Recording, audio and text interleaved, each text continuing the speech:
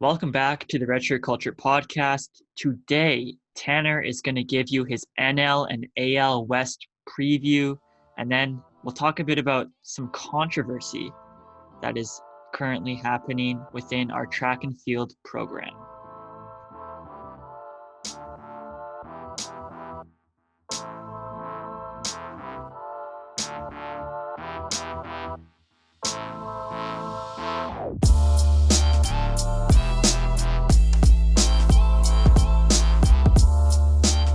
Welcome back to episode 8 of the podcast. We finally have gotten past that threshold of 7, the big 7. You know, most podcasts die after 7, and we're still going at 8. So, how you feeling about this major accomplishment?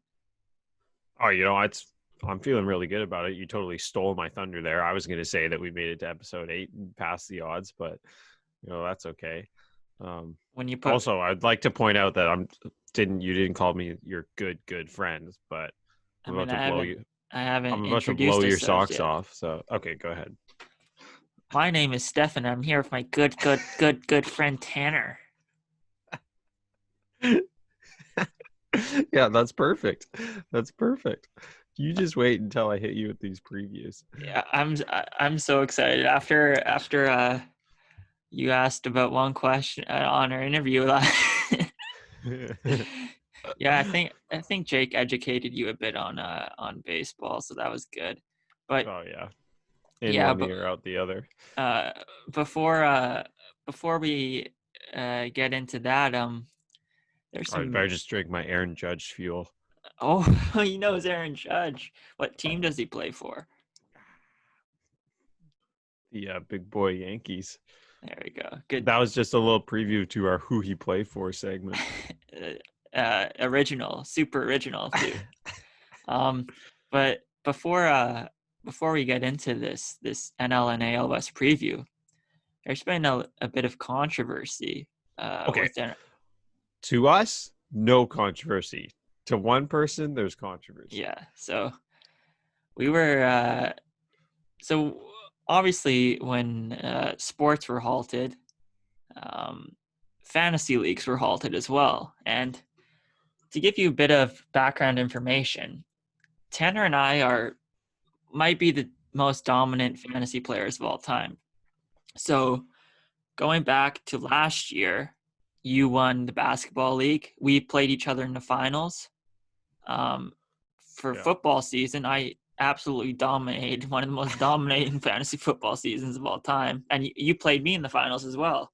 Yeah, so we were both back to the showdown. Everyone else, they were just regular season performers, playoff chokers. Exactly. And so obviously with the season being postponed for NBA, fantasy was postponed. The leader of the fantasy is a guy by the name of Aiden. He's a Celtics fan from Vancouver, so that kind of shows you his headspace already. But ask him why. We don't know. And we were gonna have him on to defend himself, but I devastated him too much in the Facebook group chat, so he didn't want to show up. But Tanner, I don't know. You just give your take on the whole situation a bit. Yeah. So first off, in the words of my all-time great player, Tristan Thompson, I believe I'm still the champion until someone else beats us. We're still the defending champion, so we better get shown some respect. So I think by default, the title should go back to us. But Aiden was pretty strong throughout the season. Like his regular season team was okay. It was okay.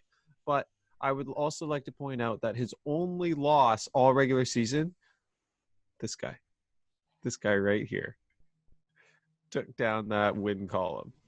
Now, you want to know who else was a strong regular season team? That Atlanta Hawks team that won 60 games with who had the whole starting five in the All-Star game pretty much when Kyle Korver made an All-Star game.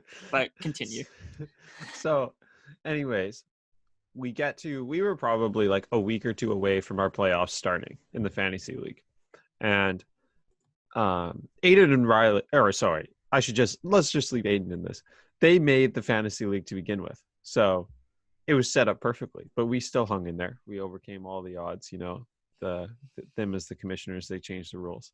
But Aiden insisted that he's won. And in our little group chat, he told all of us to pay him up. And he put his email in there, and then Stefan just wouldn't let it go, kept bugging with them, posting screenshots. He eventually ended up leaving the group chat. We since added him back, and he's still pushing for it, but we're going to need a poll from you guys. Maybe he'll come on to defend himself one day, but who should win? Me, the defending champion. I was in second place on a win streak roll. Aiden, who is in first place at the end of the regular season, but his team was getting worse. Or a new outsider, Will, old money Will, who bought his team from his brother. Yeah, halfway through the season, this guy, they legitimately swapped entire rosters. From his twin brother. Seems a little fishy. But I'll let you all into some secret information that I don't even know if you know it. Will knows it, but so Aiden sent a screenshot just showing kind of what happens to the league now, and what it says is just asks like, what happens if my league's playoffs have not yet started or my league doesn't use playoffs? So that fits our league description. And the answer was the team in first place as of the end of the matchup period is the champion. So that is Aiden, but Whoa. ESPN should not be deciding our champion. We should be the ones being able to decide it. But I knew that this was you. And then I pulled the old internet trick where you right click and then inspect element, and then I changed the wording of the answer. And what did I change it to? It said the league, yeah. Yeah, it is up to the league itself on how they choose to determine a champion. ESPN will not declare a champion in this scenario.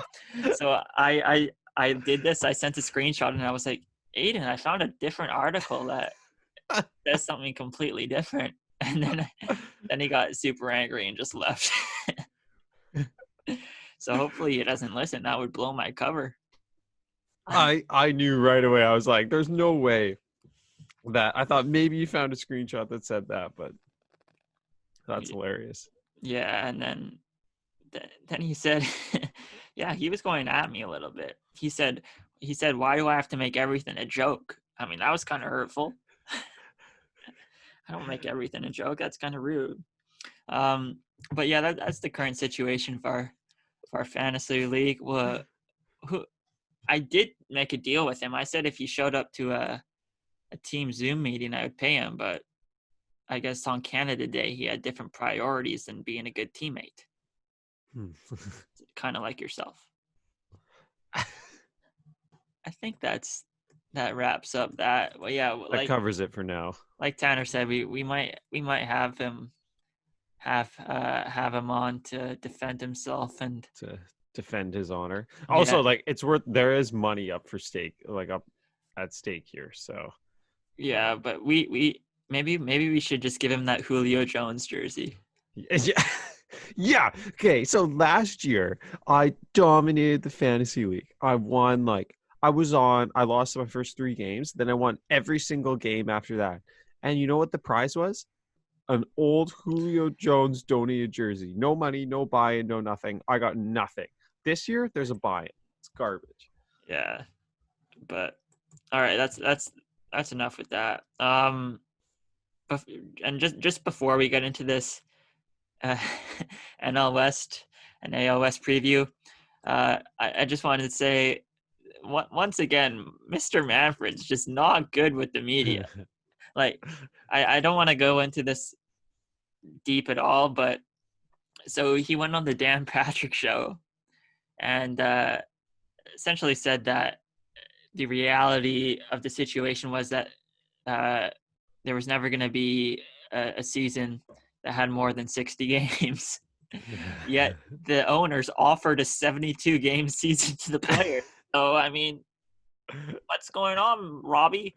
But I don't know. It looks like the players have can just go on Twitter and they can win their grievance. But that's I don't know if you have anything to add, but that's all I kind of wanted to say. But let's get into this this preview. So as we know, Tanner is a really big baseball fan. He's a big Ken Giles fan, but that's not for today. I'm excited to see what he has prepared for us today, and I'll tee you off. Why don't we start out in the NL West? Why don't we start out with the Dodgers? What do you have on the Dodgers this season? Tanner, I need some from you. Some from the Dodgers. Come on, Tanner. He's stalling. Okay, so we're not going to start in the NL West. I'm running this show. We're starting in the AL West. The AL West, Cleveland? So I'm just going to launch into this. You can sit back and relax. But first off, we're going to start with the Houston mother effing Astros. Okay, so we're really going to start this one off with a bang. Yes, there was a pun intended. But basically, like, Yordan Alvarez, he's a big threat. Like, this guy, don't discount this guy. I got to move my... And also, not to mention, these guys have Justin Verlander recovering from a groin injury. They have Justin Verlander still? Kate Upton had anything to do with that. But at the end of the day, he really is ready to deliver some heat. Yes, they have Justin Verlander still. How could you not know that? Oh, I didn't know. Ah, well, you're just not a big baseball fan. So now they also have the likes of Jose Altuve. These guys, they're just plain winners. Winners win, and we'll have to see what happens. Okay, moving on. Next up, we have the LA Angels. Now, don't count my good old team, the Angels, out. I've been a super fan of them ever since the Albert Pujols massive contract and feature in Sports Illustrated. I read every single one of those words. Albert Pujols. I don't know if it's Pujols, Pujoyas. I remember reading that article, and that was the most I've ever learned about baseball. And so they instantly became my favorite team. Now, as with all the speaking robots out there like to say, they have a puncher's chance of taking a wild card spot. All they have to do is get hot. But, Trout is still clearly the best baseball player in baseball. Let me just pull up some of my notes here on him. Oh, yeah, this was all I said. So even though it isn't the NBA, he can still make a huge difference. I'm a believer. Next up, Dylan Bundy. Now, he's no Ken Giles, but this guy is really ready to deliver bombs right down the plate and someone who may be able to thrive in the LA system. And finally, they somewhat have an adept manager leading the way. They have Joe Madden. No, not that Madden. The different Joe Madden. So we could really see some interesting stuff out of this. That guy's name is John Madden.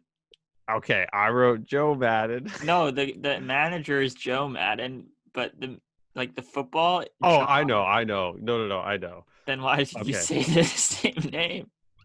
So then, moving on, we have Texas. Wait, the Rangers. Hey, you didn't mention Shohei Ohtani? No. He's not important in my prediction. So moving on, we have the Texas Rangers. Texas. These guys finally move into a reasonable field that shouldn't serve as the home run derby location of the league anymore. Now let's just take a pause here. The fact that baseball has different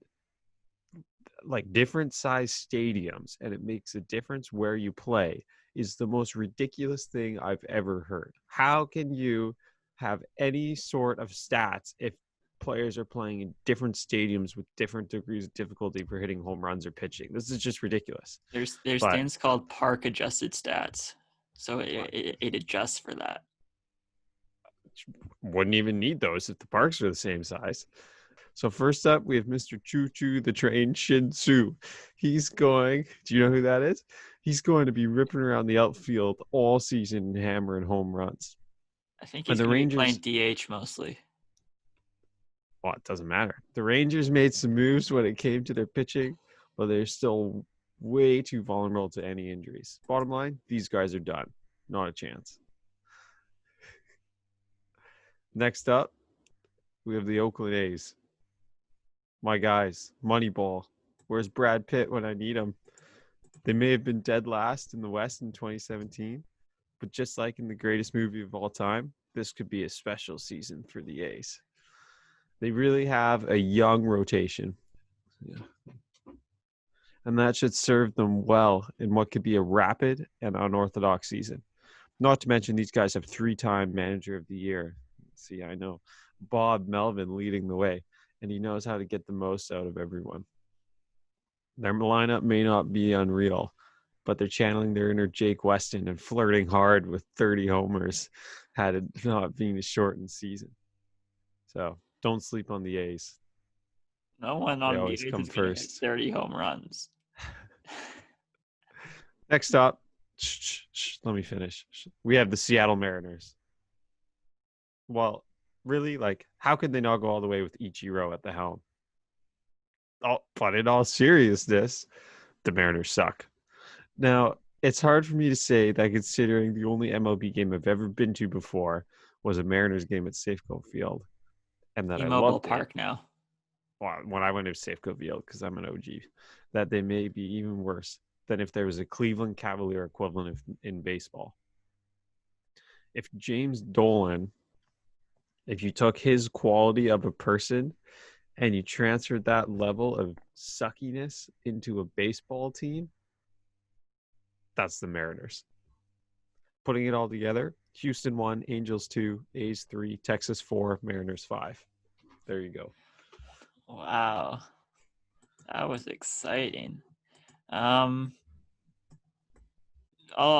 go through a bit of a quick little recap.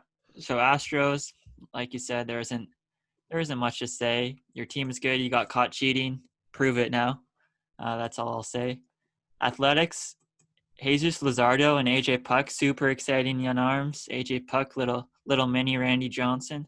So we'll see what they can do.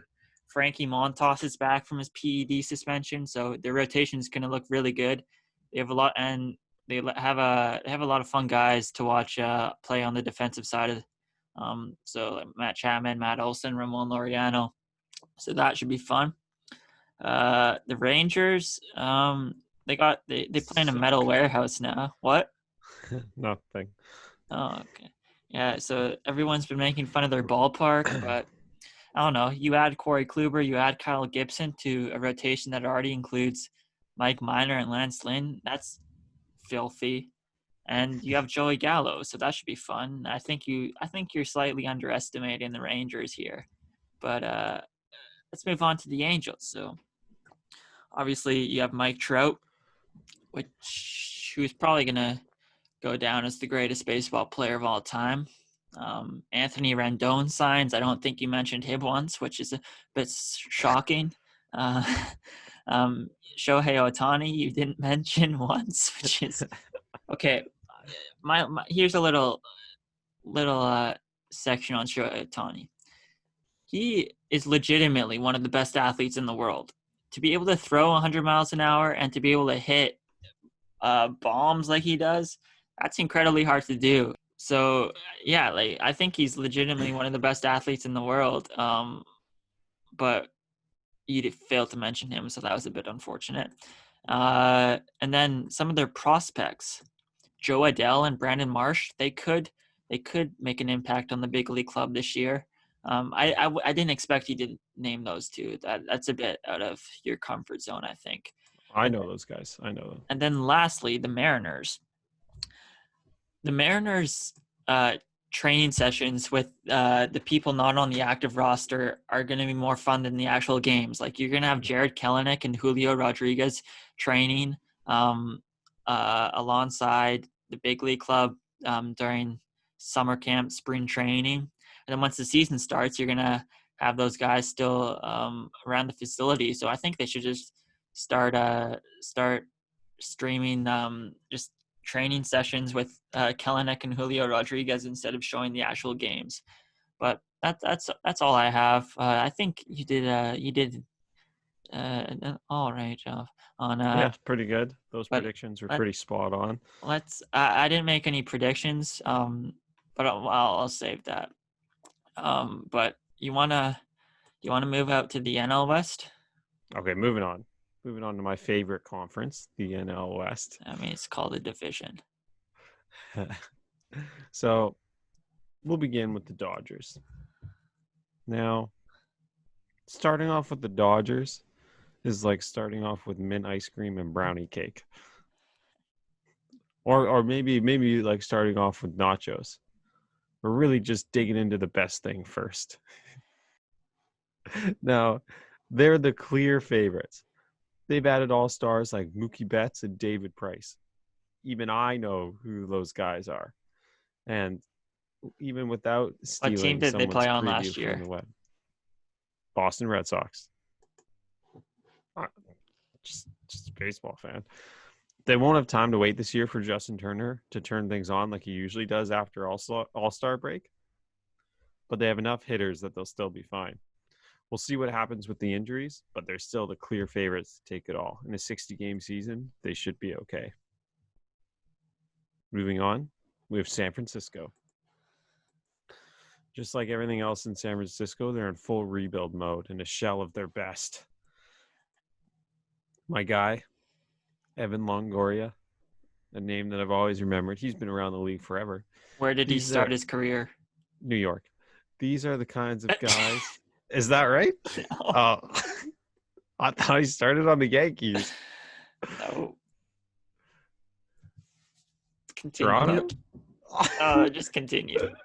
These are the kinds of guys you need to focus on who can make big differences out there. Evan Longoria.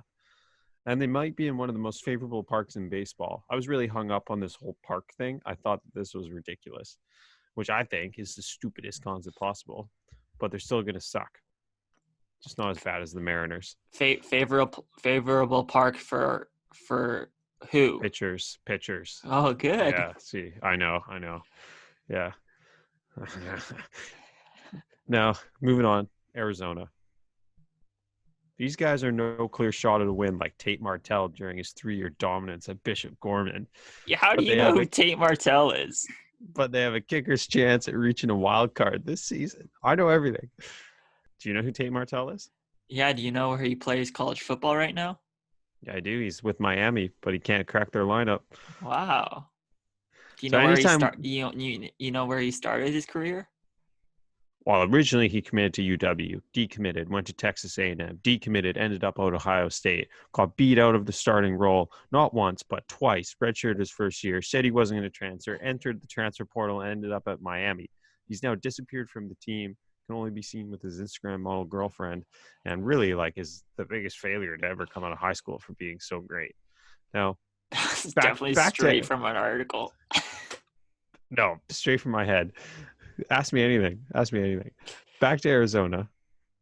Anytime we see double trouble, there's something interesting going to happen. These guys have 2 Marts on their teams. It's kind of like having 2 Millers on your team. So, for example, this could either be great or they could get super heated and someone's going to end up leaving the group chat. Say that name again. Martez. No. Marte. Second point, Madison Bumgarner had one of the biggest discrepancies between his home field ERA and his away ERA. But if he's able to close that gap a little bit this season, then some dangerous things may come out of our good old bum boy. Next, the Padres. San Diego Patters. So these guys are tough. It isn't easy training and living in the harsh, cold, brutal environment of San Diego. But in all seriousness, they have guys who are playing through torn UCLs last year. Do you know who that was? You know who played through a torn UCL? I You don't. Too slow. Tommy Pham, for your information. He wasn't on the Padres last year. These guys.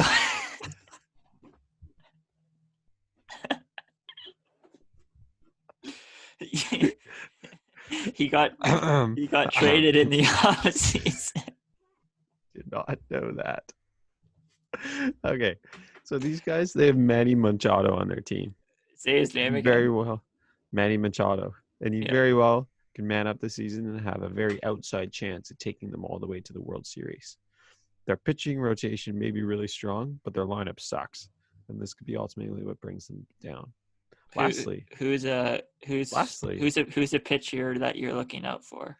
Lastly, I want to mention something here. These guys have a guy on their team with the last name Giles. He could be my new favorite player. Moving on.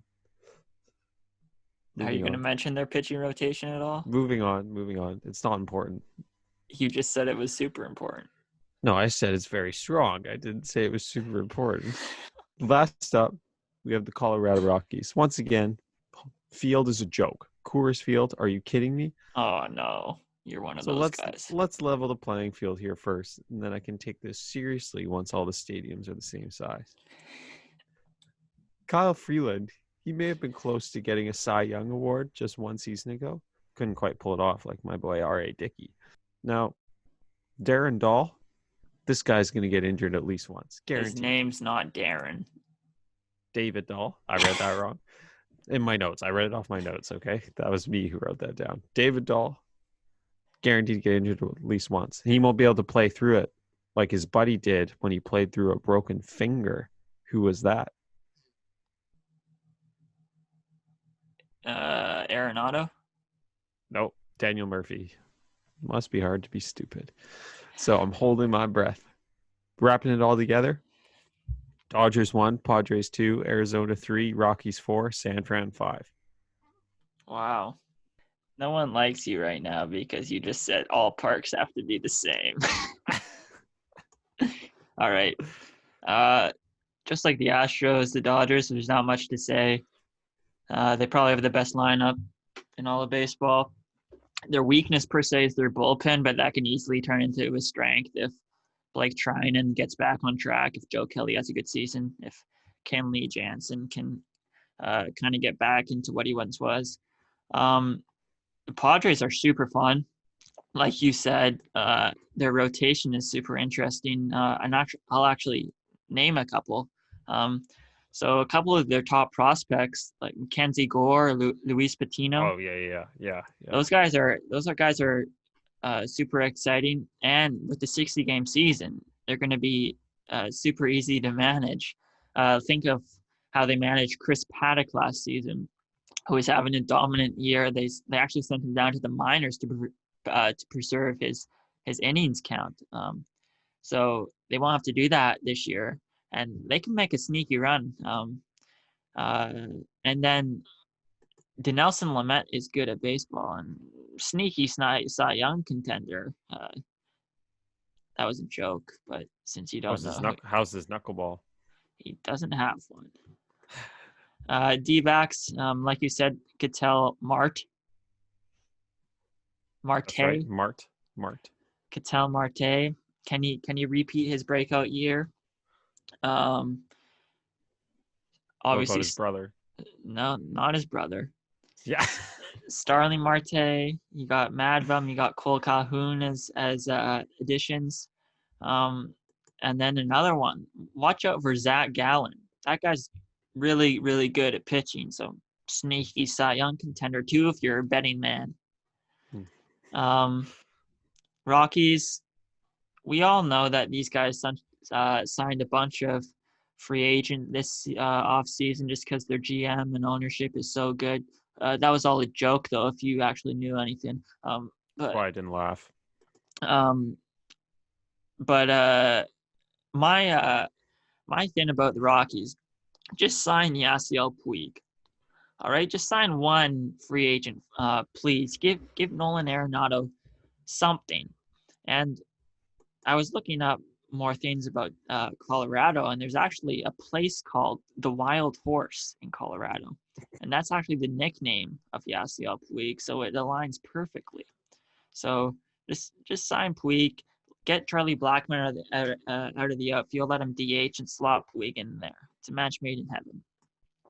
And the Giants, you didn't mention this guy, and I don't blame you per se, Billy Hamilton. So Billy Hamilton's always been a very favorite of mine, just based on his speed. He reminds me a bunch of myself, except I have a higher on-base percentage and have a better eye at the plate, a little bit more power, a little bit better defense, but faster max velocity. But yeah, I think he'll probably slot in to play center field at times this season, and I'm excited to see him play just because I like watching him play. I like watching him run the bases. So I think that's that. I think I covered all the teams there. And your manager's Gabe Kapler, so he's probably going to look confused all off season or all season because he doesn't know the rules. But I think that wraps everything up. Do you have any? What's your conference predictions? Stop saying conference. NL West, all Dodgers, number 1. I'm gonna go Padres, number 2. Copying me. D-backs 3. Rockies 4, Giants 5. Exactly what I said. See, think you're also smart, knowing all the players' names, all the stats, everything. Came up with the same predictions. I mean, you probably just got yours off of Bleacher Report. No, I looked at that article. It was garbage. I didn't even know there was an article, so obviously. Not a big fan. I read that in my leisure. So there was an article. Yep, there was. Didn't use it though. But you know that it existed and you read it. Yeah, a while ago. Many months ago. Many months ago. But it's still in the back of your head though. When you read something, you never really forget it. It can influence some of your decisions in the future. But if I already knew everything that I was reading, it doesn't make a difference. Okay, Mr. Smarty Pants. Time for a surprise who he play for segment. Are you ready? Am I doing it or are you? I'm asking you first. All right. Go. Archie Bradley. D-backs. Yes, that is right. What position does he play? He's a relief pitcher. Actually, I'll add some more information just for fun. Okay. He was a quarterback in high school in Oklahoma, and just like you said, him and Dylan Bundy had some major battles in high school. Bundy's long lost brother. Yeah, in high school they had major battles on the diamond in high school. So just ask another one because I'm not missing one. Kendall Graveman. Oh, I can see you typing. I can see I'm not you looking typing things up. It's Seattle. Okay. He's their 5th starter. Oh, correct. That is correct. You want to know who else is? Justice Sheffield's in the rotation. Marco Gonzalez. Who's another? Oh, Taiwan Walker. Yusei Kikuchi, just like you mentioned. Yeah, I know this. Next question. Let's switch things up a little bit here. Trey Burke. Who does he play for? In the NBA. Yep.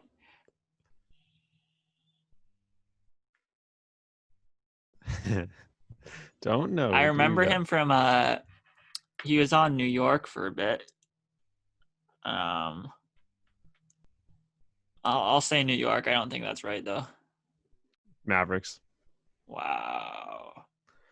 I was a big Trey Burke fan when he was at Michigan. Him and Spike Albrecht in the backcourt. I agree.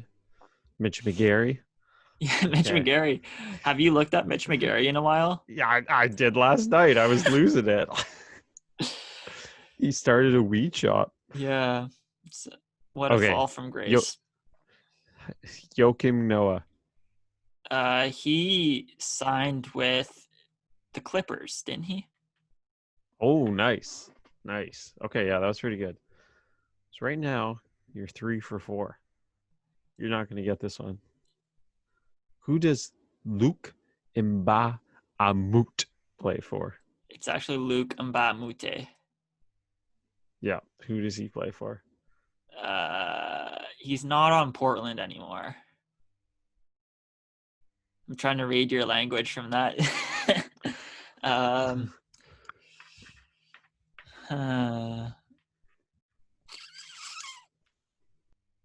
don't know.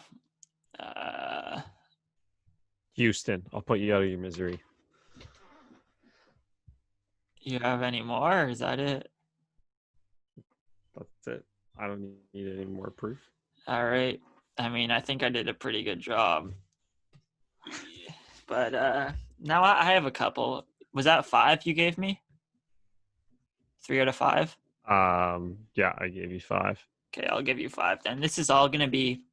I'm making it super easy on you. I didn't expect NBA questions, but I still think I got Noah, so that's good. But NBA is too easy.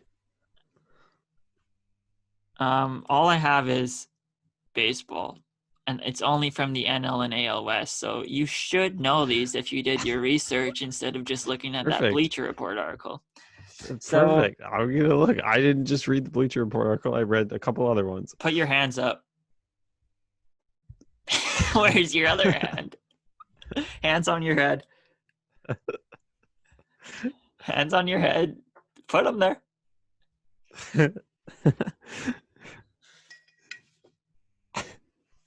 Ready? Okay. Chris Taylor.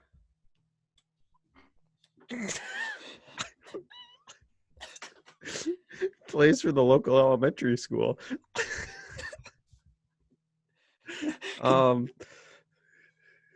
Chris Taylor. I know this one. You're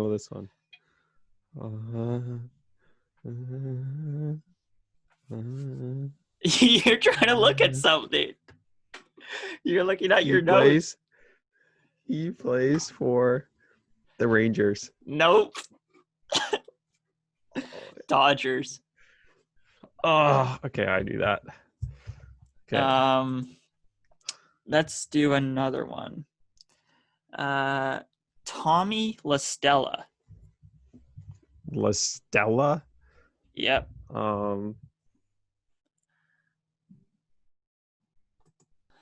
Angels. Yeah. That's probably on your paper.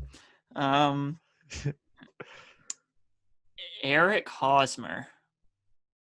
Hands up.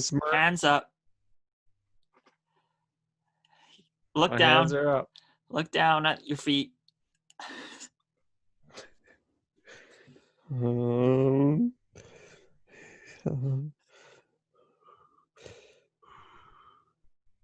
Okay, let me think this one through.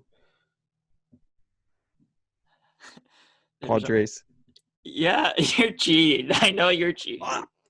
Now, how could I have cheated on that? All right, so you're 2 for 3 right now? Yeah, that's unreal. Raimel Tapia. Hands up. Raimel Tapia? Hands up.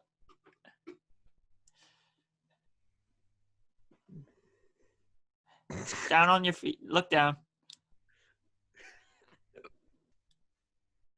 Okay, I remember this one. I remember seeing this guy. You've never seen his name before. Raimel Tapia.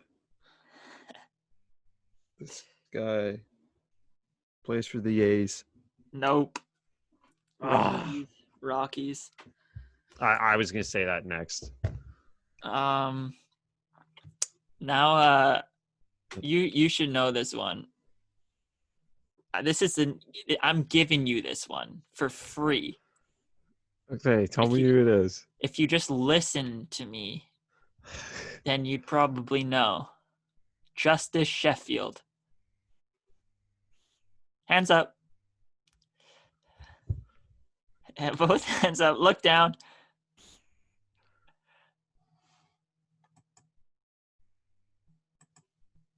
Astros. No, he's on the Mariners. Remember, I said when you asked me about Kendall Graveman, I went through their rotation, and I said I just the wasn't Sheffield. listening. Exactly, because you're Okay. disrespectful.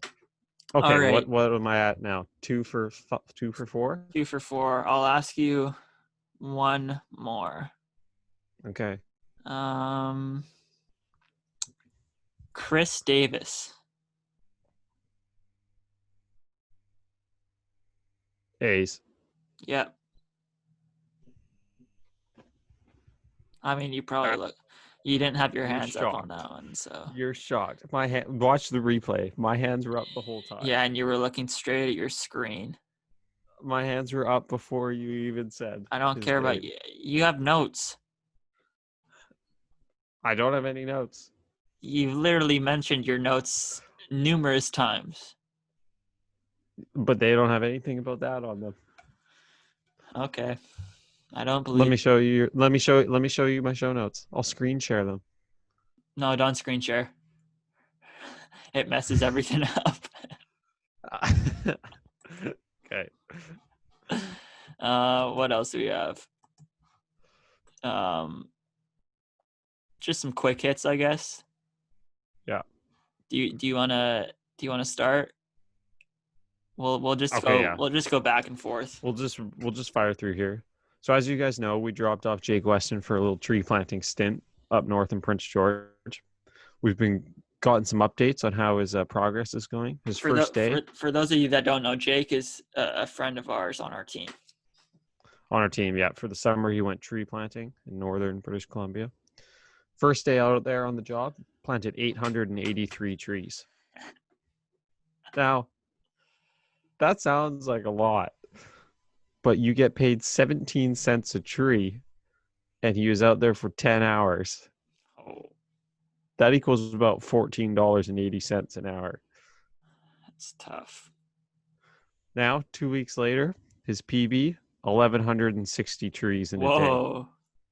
Increase We're getting like better. 300, 250? We're getting better, but he's still a little bit sub $16 an hour. For reference, a seasoned pro out there can plant about 3,500 trees an hour. What? Or in a day, sorry. Yeah, 3,500 trees a day. Man, that guy's like Jordan. Yeah. So apparently what these guys do too is when they're out there for 10 hours, they don't take any breaks. Like they don't take any lunch breaks or anything. So what they do is like when you're out planting, the trees get put in one spot over on the side, and then you go and you grab trees, and then you carry them and you plant them in a row like this, and then back and forth. What are you doing? Just trying to change the lighting. So you plant the trees in a row like this. Now, every so often you have to walk back and get more trees. So what the guys who plant a lot do, instead of stopping for lunch for like half an hour, every time they walk back to get more trees, they eat a spoonful of peanut butter and a banana. As fuel. Yeah. Tree fuel. That's it. Next. All right. One thing that I want to talk about was this Emoni Bates situation. So for those of you that don't know, he's class of 2022 basketball player. I think he's going to reclassify to 2021, but he decided to commit to Michigan State. And I thought this was relevant because we're both collegiate athletes and we stand up for our own. So I think it's interesting how kind of people have just turned on college basketball. Like obviously there's problems with it all and the fact that you can't make money off your image and likeness, but the G League route isn't for everyone. I think that's important to know, and I don't think Emoni Bates is going to take the G League route regardless. If he can go straight to the NBA, he'll do that, but the NCAA just creates a lot of opportunities for future wealth in a way that the G League won't. Like, think of Zion. If he went to the G League, he wouldn't be nearly as big of a star as he is now. Obviously, you'd see clips and pieces of him playing in the G League and stuff and training, but Duke made him a lot of future money. And I'm not saying that he shouldn't have been paid while he was there, but the people that just turn Officially paid. Yeah, officially paid. But the people that kind of just annoying that people just hate on college sports, and there's obviously a lot of issues with it, but people think that the NCAA is the reason why players can't go to the NBA. Yeah, they can't go to the NBA straight out of high school when it literally has nothing to do with them. So that's just kind of annoying. I don't know if you have anything to add. It just makes me mad. Twitter makes me mad. I agree. So, pop question. Who was Tate Martell's high school coach? What was his name? I know a lot. His last name was Sanchez, wasn't it? Yeah, what's his first name? Because there were two Sanchez's. Yeah, I know. There. What's both of their names? I forget, but I know. For those of you who don't know that, this is a high school football in Nevada. Yeah, I do know that he went on to coach at UNLV, though. That's right. There's no way you know this. Did you actually know who Tate Martell was? Yeah, I know who Tate Martell is. Did you know his coach's name was Kenny? Oh, yeah. Who's Kenny's older brother? Sixto. No. Baseball fans will know that. Sixto Sanchez is a prospect for the Marlins. Tony. Oh, yeah. Yeah. There's no way you knew that before yesterday. I've known that for at least a few days. Why did you look up Tate Martell? I just was the GOAT in high school. Did you watch QB1 or something? No. You're watching QB1. That's what you're doing. No. Spencer Rattler's my guy. If you're watching the show. That is. I'm not watching the show. I don't know who that is. All right. What's your next one? What else do you want to talk about? Cam Newton to the Patriots. This is going to be exciting. Big upgrade. Bit of an unlikely pairing between Belichick and Cam Newton. I don't know. His advanced stats are a little bit on the poor side, so we'll see what happens. But I think it's an upgrade too. I think he just fits their system better at this point, given the current construction of their team. Because Brady was just not on page with his receivers all season long last year. And it's going to be like there's kind of limited time at this point for Cam to learn the playbook, but he's a really smart player, so he'll be able to adjust pretty quickly, I think. And even though like their receiving talent isn't fantastic, I think you'll see a jump from like N'Keal Harry and he also adds the element of being able to run the football, which Tom Brady could never dream. So I think he is a better option at quarterback at this point for the Patriots. Okay, next up. Yeah, you want to talk about this? Next up, we have Ja Morant on this list, my favorite player, one of the most exciting players out there. Just wanted to mention that he's put on 10 to 15 pounds of muscle. So I didn't know what you were going to talk about here.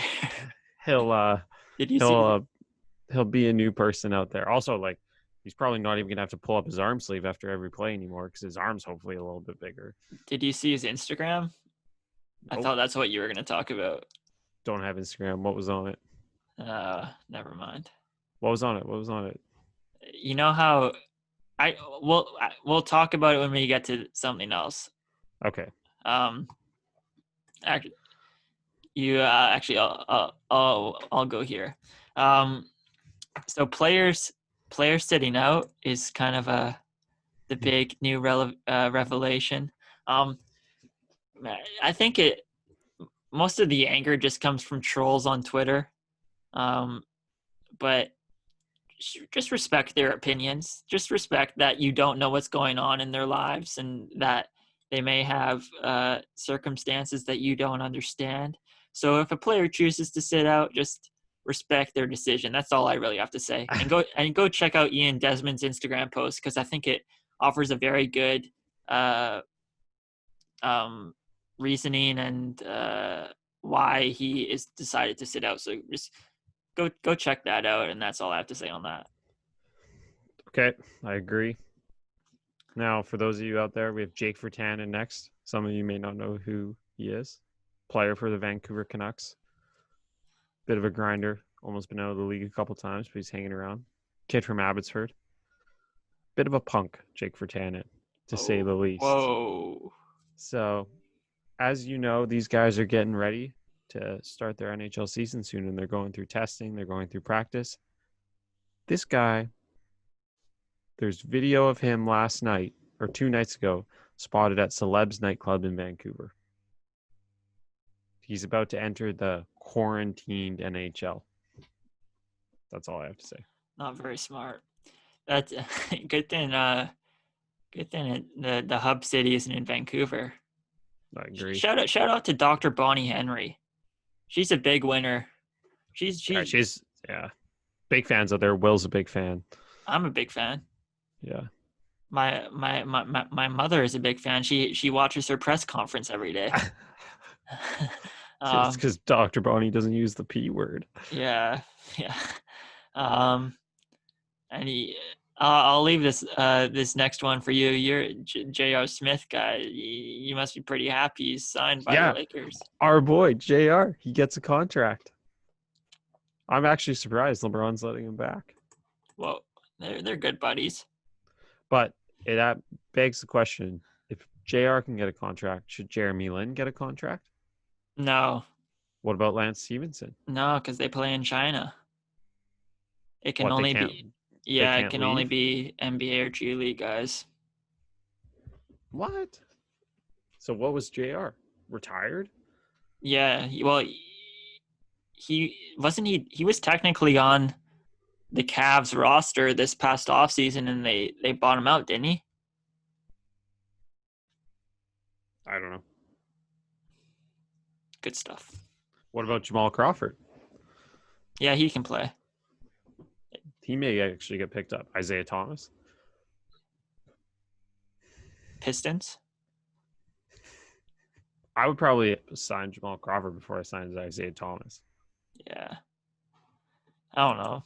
I think they can both get a shot. Is it Isaiah Thomas? Is he a free agent?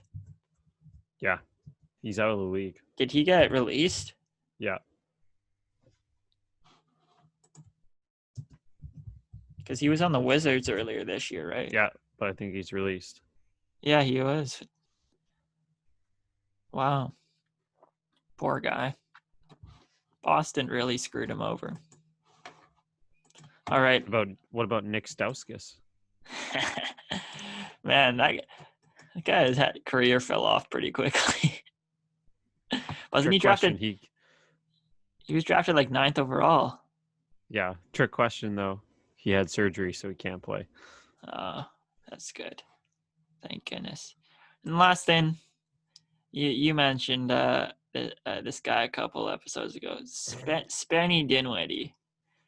So NBA players are going to be allowed to put whatever they want on the back of their jerseys. Obviously, I think it will have to be within certain guidelines.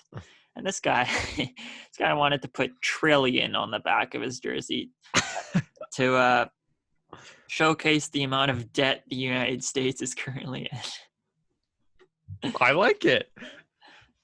But I was like... But actually, okay, wait. Of all times for him to use his platform and to showcase something on the back of his jersey, he chooses to showcase the U.S. debt? Yeah. There's not something else that a little bit better that he could think of putting on there? Yeah, I don't know. I don't know. What could it be? I don't know what else he could do. Defund the police? Yeah. I don't. How does the country get in $26 trillion of debt? I don't understand. That's like that number magnitude is so large. It's like, how do you even fathom it?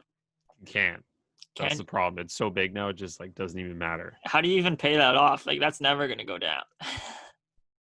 I think I'm just gonna do that. Just take on an insane amount of debt to the point where the bank just gives up. I think that's a genius idea. Oh, and the Ja Morant. Then he wears the number 12, and that can you kind of see what he would put on the back? Like, you know what 12 is? Like 12th man with the Seattle Seahawks. Like F12. Do you understand that? Nope. Okay. What is it? See you next week.